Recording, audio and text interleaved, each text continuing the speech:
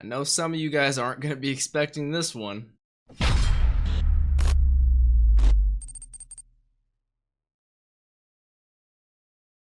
What's up, Dapper Squad? It's your boy Darius coming at you with a new show we're starting. It's Rascal Does Not Dream of Bunny Girl Senpai. It is the replacement for Dr. Stone. I love that show to death. I am hoping I will love this one as well.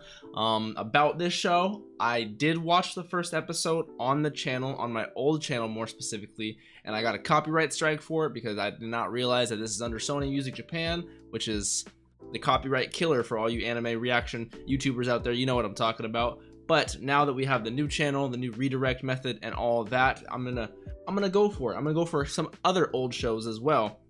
You guys will get a surprise in a couple of days. Is another old show that I'm restarting and picking back up because now that I have the new method, I'm excited to be able to watch these great shows that you guys recommend. With that being said, I do not remember anything of the first episode besides that there is a girl in a bunny suit, and he like sees her but doesn't see her. I don't remember the full details on that, but I remember there's a library involved. So I am very excited to jump into this. Remember, with the first and last episode of any season of any show I'm watching, the full length is available to you guys for free. So instead of just the highlights, go check out the full length version at the bottom. It is a Patreon tier that we always offer, so if you guys do like that format, consider checking out the Patreon. If you guys ever want to ask me any questions about the show or anything, you can always check out the Discord down below as well. But I say we cut the BS. Let's hop right on into this first episode, dive right on into the show. I'm very looking forward to it, so let's do it. Rascal Does Not Dream of Bunny Girl Senpai, episode 1.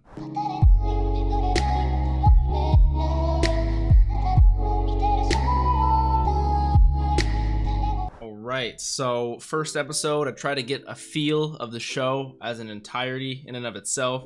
Try to get as many characters, environments, situations as I can, just so I plant it in my mind so I don't forget it later. So I apologize ahead of time if I missed anything relevant. I don't think I did, but I tried to get as many names down as I could. I'm actually surprised at how many I got. You got Sakuta Asusagawa, which that last name is very hard, so I'm just gonna call him Sakuta. You got Mai Sakurajimi, Kunimi, who is his friend, or as his girlfriend calls him, Yumi. You got Kaide, the sister, who I think is adorable. Nanjo, who is the girl from the TV station who was trying to get some deets on Sakuta. You got Futaba, the scientist, who I'm easily going to remember because Futaba from Persona 5. And then you got my favorite, Nasuno, the cat, of course. So I'm just so curious. I want to know more about this adolescent syndrome or puberty syndrome because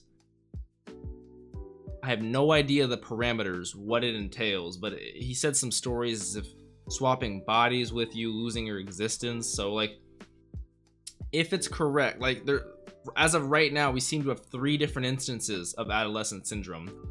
Kaide got horribly bullied by some of her classmates and it resulted in a physical like beat down of her. Like she had cuts and bruises everywhere on her body, which is awful. But then we look at Sakuta, who just got straight Wolverine claws to his chest, was covered in blood and sent to the hospital. Very different from Kaide, who's also very different from Mai, who is just losing her existence in and of herself, which that one got explained a little bit and it makes a lot of sense. You know, she's in the public spotlight, everyone knows her, till she goes out of the public spotlight and no one knows her.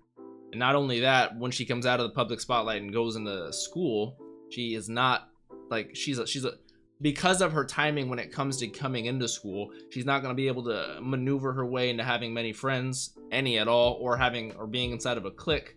So with that doubling on to being on a hiatus from her public figure, her existence in and of itself is like deteriorating away, and she's like not only becoming invisible, which is crazy, but people aren't even remembering her, knowing who she is. I'm just so, I don't want to say confused, but I'm so eager to learn more about what's going on, which of course I'm going to in these upcoming episodes.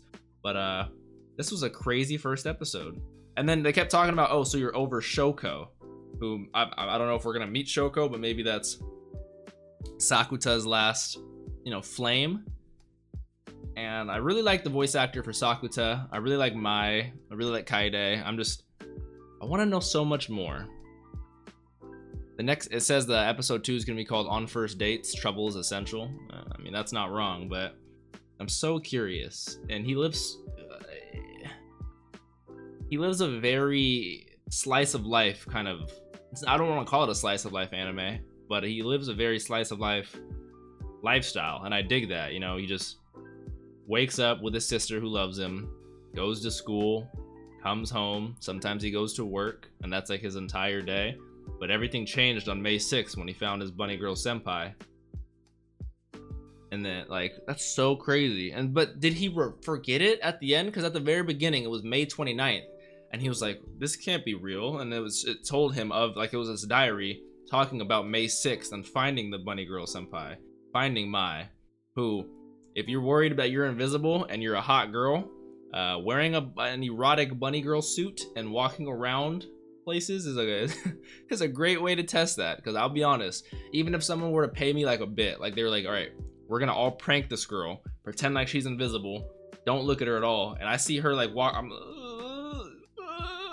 you know, I can't help it. I honestly can't. I loved the whole first conversation with him and Kunimi. He's like, hey, do you like bunny girls? He's like, no, not particularly. Why? He's like, so you love them? He's like, yeah, I love them. That's hilarious to me. His girlfriend I don't like, of course. I'm not a huge fan of controlling relationships. You either have to deal with the luggage that person brings, aka their friends, you know, their issues, their family, stuff like that, or, you know, get out of the relationship. But she's gonna be who she is, so can't really control that. Futaba, I like that she's the scientist, because, you know, the smart one, I mean, I can't say the smart one because they're all smart, but the scientist, the technology genius on Persona was also Futaba, so that's quite convenient for me, and I appreciate that. But yeah, like I said throughout this episode, this show has such a different vibe than any other show I've watched. The only thing that's even similar to is like Bakemonogatari, which that is completely even separate on its own. Like, this right now is the only show that I've watched that's like this, and I'm super curious to dive deeper into it and find out more. So I think I'm about to watch this next episode. With that being said, I hope you guys enjoyed. If you did, please leave a like down below. I really truly appreciate it. If you guys want to see the next episode 3 or 4 ahead of time, always check out that Patreon. If you guys liked the full length or the free full length, whatever, consider checking out the Patreon ahead of time or in the future. I appreciate you guys. I'm about to hop into this next episode.